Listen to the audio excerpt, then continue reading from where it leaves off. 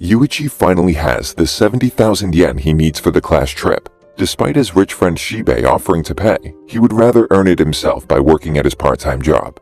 Shiho tells Shibei off, while Tenji steps in and commends Yuichi for a job well done. But it looks like the school trip is cancelled when Shiho tells the class that the 2 million yen she collected as class president was stolen from her locker.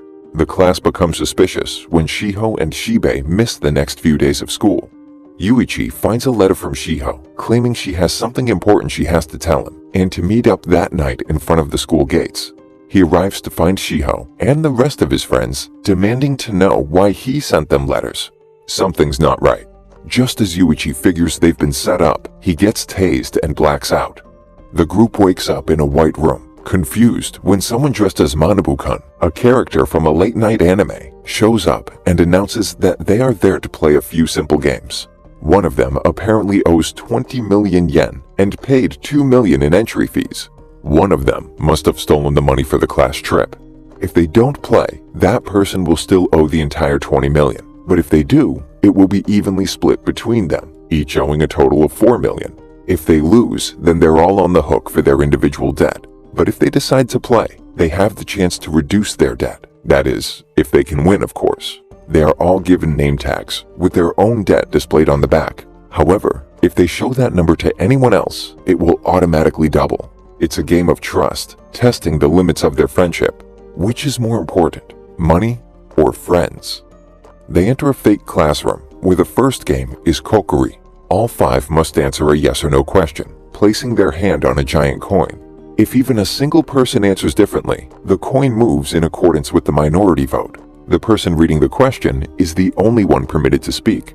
If anyone speaks out of turn, their debt doubles. The first question is a no-brainer. The answer is obviously yes. Yuichi places his hand on the coin.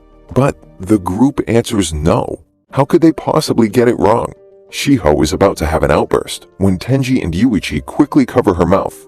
Putting a finger to their lips, they point at the board, reminding her of the rules. Yuichi wonders how they got it wrong. Maybe someone answered no on purpose? He's confident when the second question is even easier than the first. Someone must have been nervous and got confused. Again, the group answers no. Yuichi suspects there's a traitor in their midst, but what do they have to gain? There has been some fighting recently. Shibei tried to kiss Shiho, and he had to smooth things over. Third question, wrong again. Yuichi starts spiraling, now doubting the people he trusts. It's his turn, but the card is blank. He has to come up with his own question. Well, it's not completely blank. At the bottom, it reveals that if the group gets his question wrong, his debt will be halved. It's starting to make sense now. If they lose the game, the person with the highest debt takes on everyone else's. He has to choose yes, so Yutari doesn't end up with the entire debt. He always treats her better than the others, and she trusts him the most.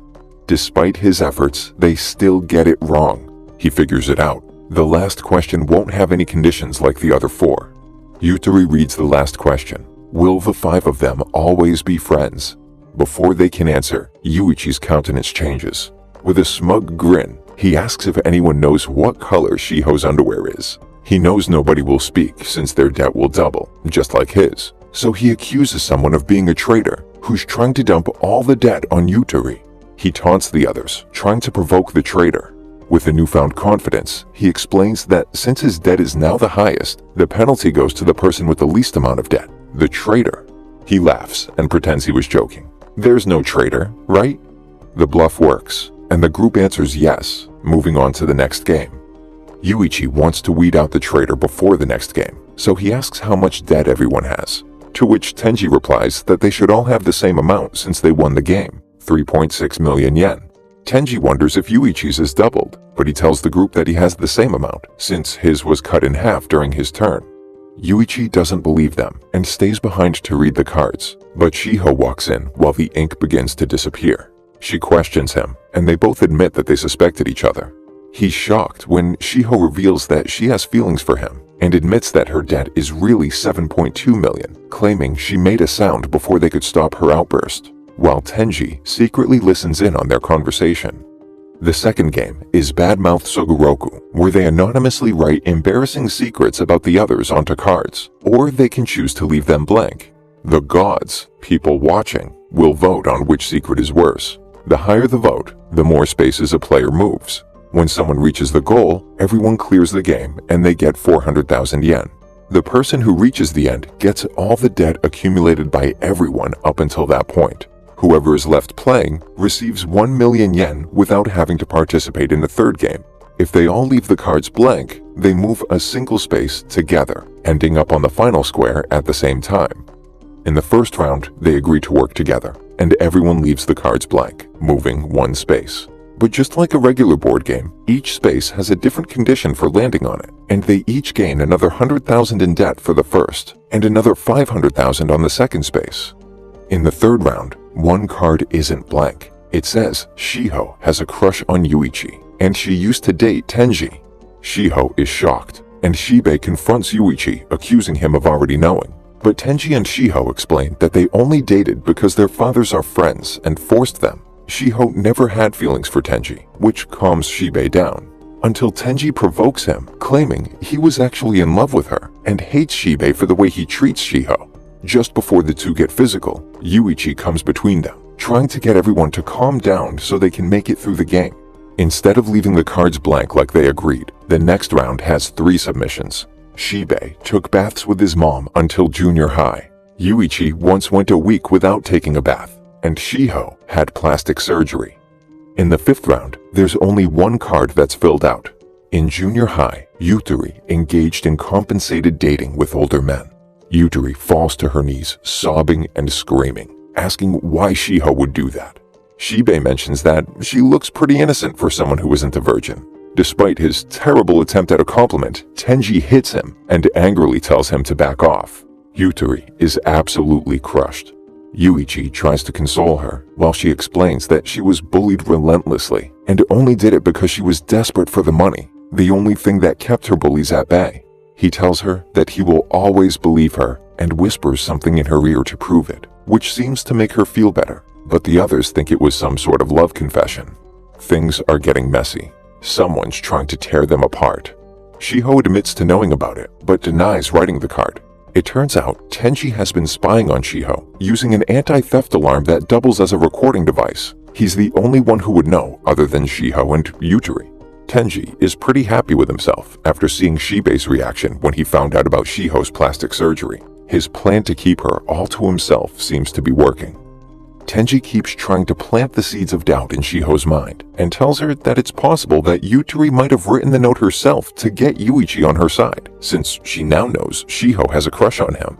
Tenji goes first and plans to badmouth himself to avoid suspicion. When Tenji walks out of the booth after going first in the next round, he's taken aback by Yuichi slapping Shiho over accusing her of writing the note about herself. But he's happy, almost giddy, that his plan to tear their friendship apart is working. There are only 2 cards this time.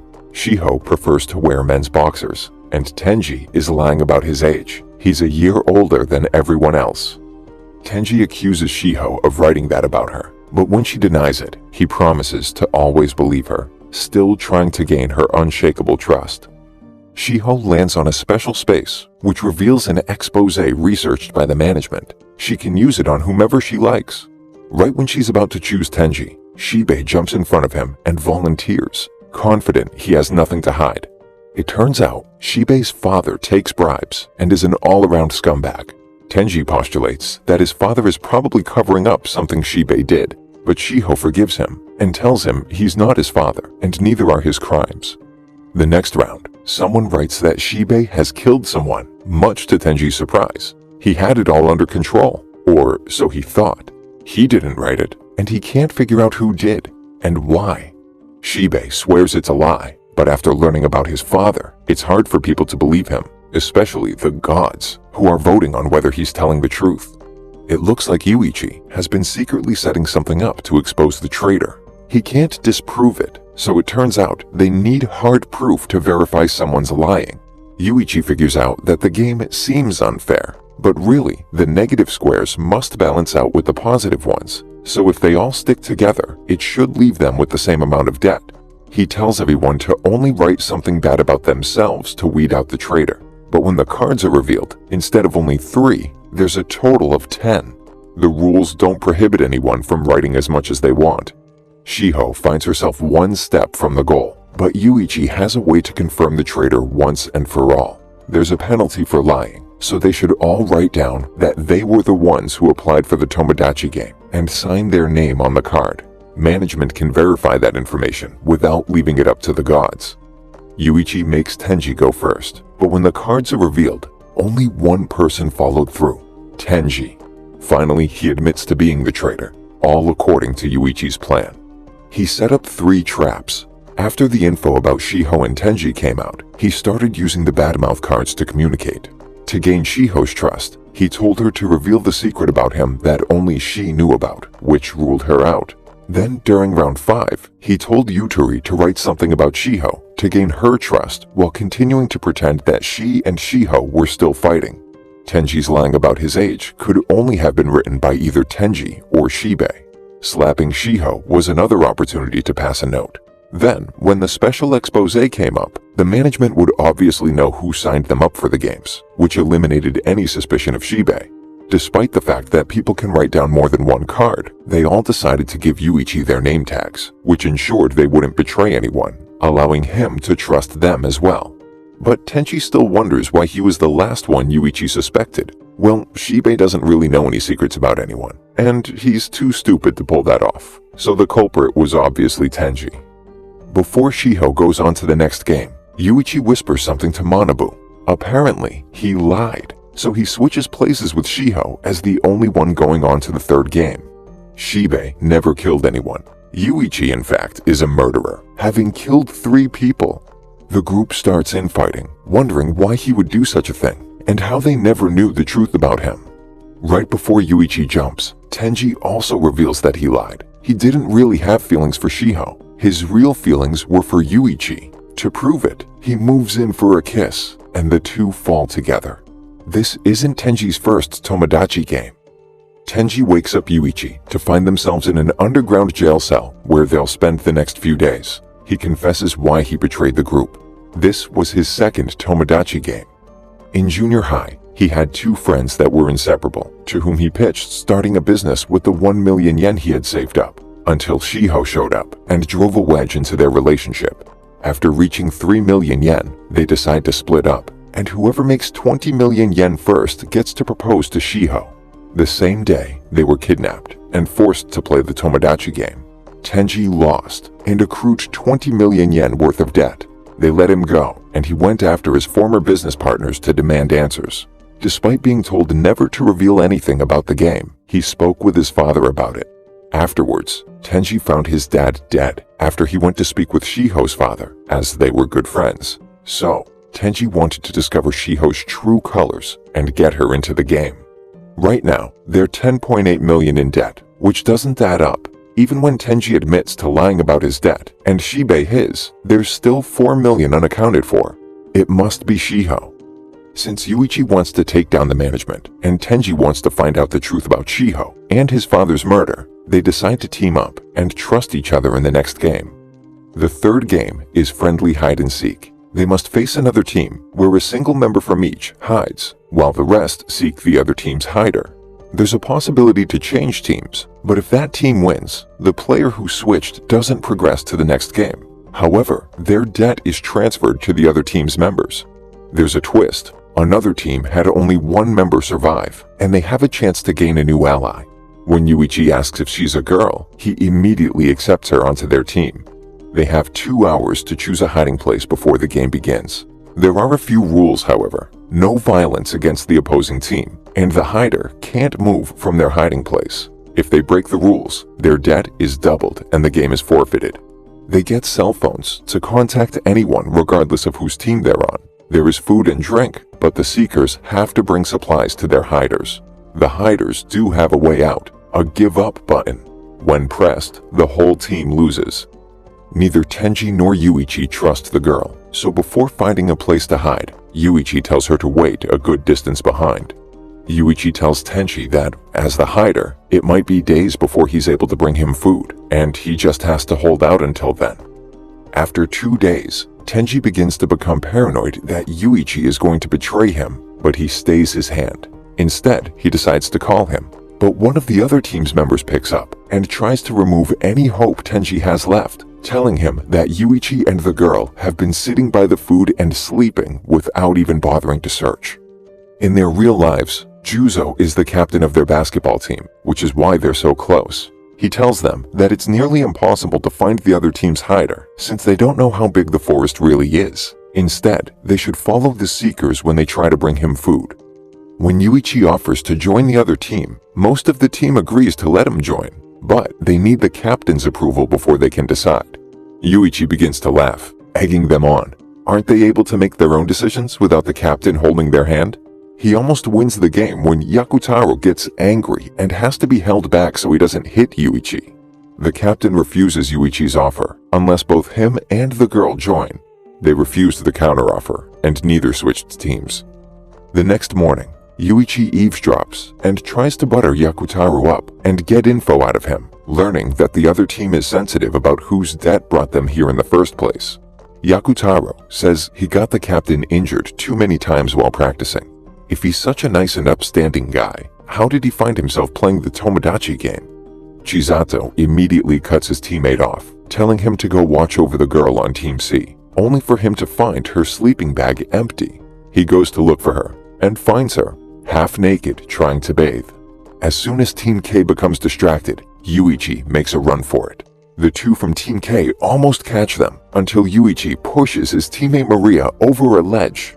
Both of Team K's members stop to help her. Yuichi reaches Tenji and is able to finally give him food and let him in on the plan to bring the hothead, Yakutaro, down to dismantle the group's tight-knit friendship. It's time to set up a honeypot and catch some flies.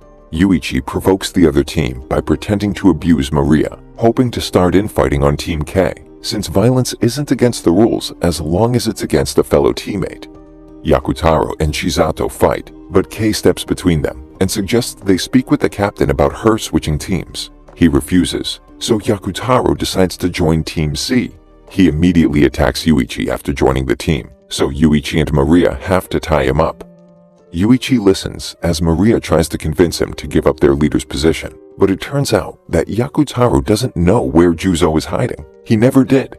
Kei told him that they would have to talk to Juzo over the phone before they made it to his hiding place, since Yuichi was up to something. It suddenly clicks. Yuichi figures out that Kei is the real leader. He's been using the captain, Juzo, as a puppet. Kei takes Yuichi's call, boasting that they've already won and he should give up. He's a genius after all. Kei explains that he guaranteed their defeat by letting a time bomb like Yakutaro join their team. Yuichi tells Maria it's over. There's no way they can win. Kei figures out that Maria is from the management team and not a real player. Catching her alone, he asks her to betray Yuichi. He says Team K will win no matter what, and she'll be able to watch Yuichi crumble. Maria then convinces Yuichi to tell her where the hiding place is, before switching sides and telling Kei right in front of him. Yuichi can't believe she'd do this after everything they've done and drops to his knees, screaming. Kei is so confident that he leaves Yuichi alone.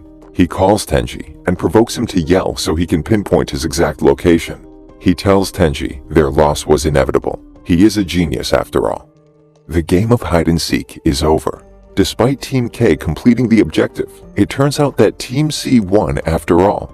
Yuichi forced their hider to give up and press the button, forfeiting the game. He used Juzo's responsibility for his team against him by beating Yakutaro while on the phone so he could hear every punch. If he didn't press the button, Yuichi promised to break Yakutaro's fingers. One was all it took for him to give up. Yuichi let the captain hit him as many times as he did Yakutaro for payback, but Yakutaro held him back, telling him it was enough. The captain won't stop. That is, until he saw his teammate's hand. His finger was still intact. It turns out that Yuichi broke his own finger just to secure victory.